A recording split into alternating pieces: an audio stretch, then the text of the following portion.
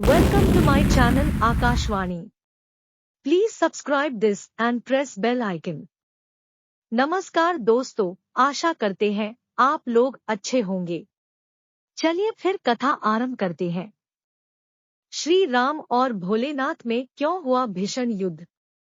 बात उन दिनों की है जब श्रीराम का अश्वमेध यज्ञ चल रहा था। श्रीराम के अनुज शत्रुघ्न के नेतृत्व में असंख्य वीरों की सेना सारे प्रदेश को विजित करती जा रही थी। यज्ञ का अश्व प्रदेश प्रदेश जा रहा था। इस क्रम में कई राजाओं के द्वारा यज्ञ का घोड़ा पकड़ा गया, लेकिन अयोध्या की सेना के आगे उन्हें झुकना पड़ा। शत्रुघ्न के अलावा सेना में हनुमान, सुग्रीव और भरत पुत्र पुष्कल सहित कई महारथी उपस्थित थे, जिन्हें जीतना देवताओं के लिए भी संभव नहीं था।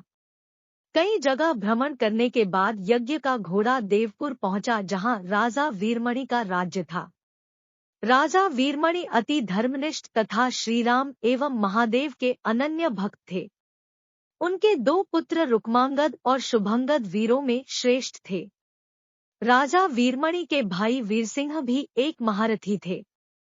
राजा वीरमणि ने भगवान शंकर की तपस्या कर उन्हें प्रसन्न किया था और महादेव ने उन्हें उनकी और उनके पूरे राज्य की रक्षा का वरदान दिया था। महादेव के द्वारा रक्षित होने के कारण कोई भी उनके राज्य पर आक्रमण करने का साहस नहीं करता था। जब अश्व उनके राज्य में पहुंचा तो राजा वीरमणि के पुत्र रुक्मांगद ने उसे बंदी बना लिया और अयोध्या के सैनिकों से कहा कि यज्ञ का घोड़ा उनके पास है, इसलिए वे जाकर शत्रुघ्न से कहें कि विधिवत युद्ध कर वो अपना अश्व छुड़ा ले। जब रुक्मांगद ने ये सूचना अपने पिता को दी तो वो बड़े चिंतित हुए और अपने पुत्र से कहा कि अनजाने में तुमने श्रीराम के यज्ञ का घोड़ा पकड़ लिया है। श्रीराम हमारे मित्र हैं और उनसे शत्रुता करने का कोई औचित्य नहीं है, इसलिए तुम यज्ञ का घोड़ा वापस लौटा आओ। इस पर रुक्मांगद ने कहा कि हे पिताश्री, मैंने तो उन्हें युद्ध की चुनौती भी दे दी है। आता अब उन्हें बिना युद्ध के अश्व लौटना हमारा और उनका दोनों का अपमान होगा। अब तो जो हो गया है उसे बदला नहीं जा सकता, इसलिए आप मुझे युद्ध की आज्ञा दें।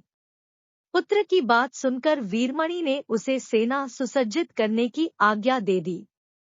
राजा वीरमणि अपने भाई वीरसिंह और अपने दोनों पुत्र रुक्मांगद और शुभांगद के साथ विशाल सेना लेकर युद्ध क्षेत्र में आ गए। इधर जब शत्रुघ्न को सूचना मिली कि उनके यज्ञ का घोड़ा बंदी बना लिया गया है तो वो बहुत क्रोधित हुए एवं अपनी पूरी सेना के साथ युद्ध के लिए युद्ध क्षेत्र में आ गए। उन्होंने पूछा कि उनकी सेना से कौन अश्व को छुड़ाएगा, तो भरत पुत्र पुष्कल ने कहा कि तातश्री, आप चिंता न करें। आपके आशीर्वाद और श्रीराम के प्रताप से मैं आज ही इन सभी योद्धाओं को मारकर अश्व को मुक्त करता हूँ। वे दोनों इस प्रकार बात कर रहे थे कि पवनसुत हनुमान ने कहा कि राजा वीरमणि के राज्य पर आक्रमण करना स्वयं परमपिता ब्रह्मा के लिए भी कठिन है, क्योंकि यह नगरी महाकाल द्वारा रक्षित है।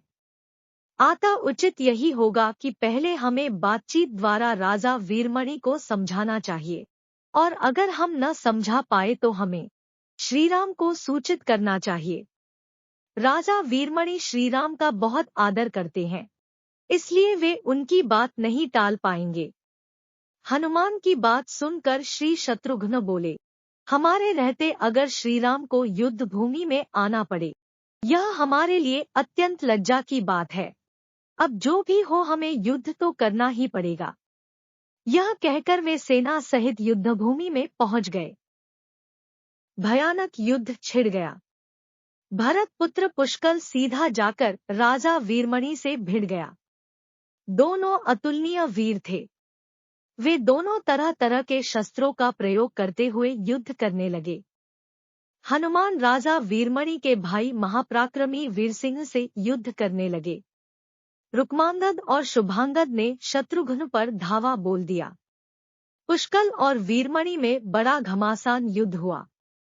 अंत में पुष्कल ने वीरमणि पर 8 नाराज बाणों से वार किया।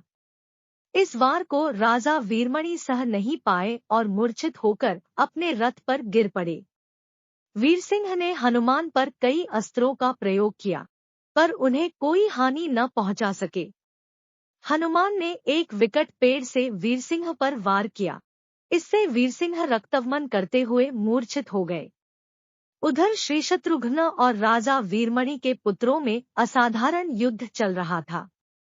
अंत में कोई चारा न देखकर शत्रुघ्न ने दोनों भाइयों को नागपाश में बांध लिया। अपनी विजय देखकर शत्रुघ्न की सेना के सभी वीर सिंहनाद करने लगे। उधर राजा वीरमणि की मूर्छा दूर हुई तो उन्होंने देखा कि उनकी सेना हार के कगार पर है। यह देखकर उन्होंने भगवान रुद्र महादेव शंकर का स्मरण किया। यह सुनकर पुष्कल ने कहा कि हे तातश्री, आप दुखी मत हो। अब तो जो भी हो, हमें युद्ध तो करना ही होगा। यह कहते हुए पुष्कल वीरभद्र से, हनुमान नंदी से और शत्रुघ्न भृंगी से जा भिड़े। पुष्कल ने अपने सारे दिव्यास्त्रों का प्रयोग वीरभद्र पर कर दिया, लेकिन वीरभद्र ने खेल खेल में उसे काट दिया। उन्होंने पुष्कल से कहा कि हे बालक, अभी तुम्हारी आयु मृत्यु को प्राप्त होने की नहीं हुई है, इसलिए युद्ध क्षेत्र से हट जाओ। उसी समय पुष्कल ने वीरभद्र पर शक्ति से प्रहार किया, जो सीधे उनके मर्मस्थान पर जाकर लगा। इसके बाद वीरभद्र ने क्रोध से थर्राते हुए एक त्रिशूल से पुष्कल का मस्तक काट लिया और भयानक सिंहनाद किया। उधर भृंगी आदि गणों ने शत्रुघ्न पर भयानक आक्रमण कर दिया।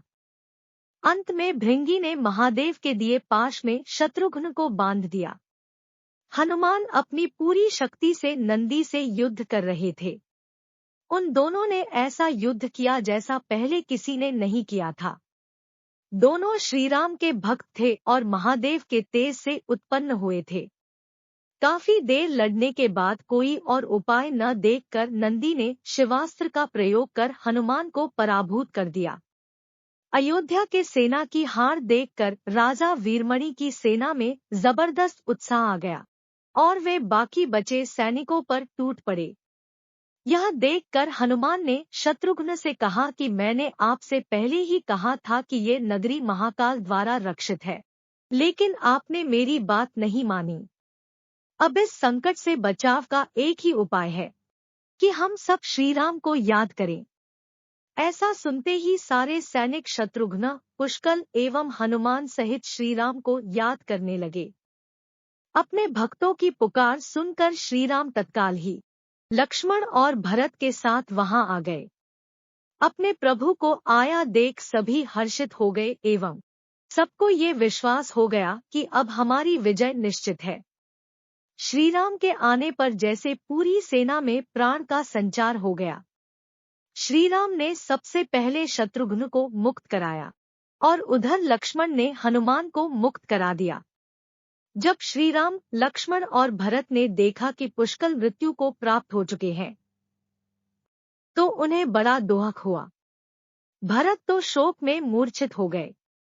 श्रीराम ने क्रोध में आकर वीरभद्र से कहा कि तुमने जिस प्रकार पुष्कल का वध किया है, उसी प्रकार अब अपने जीवन का भी अंत समझो। ऐसा कहते हुए श्रीराम ने सारी सेना के साथ शिवगणों पर धावा बोल दिया। जल्द ही उन्हें यह पता चल गया कि शिवगणों पर साधारण अस्त्र बेकार है।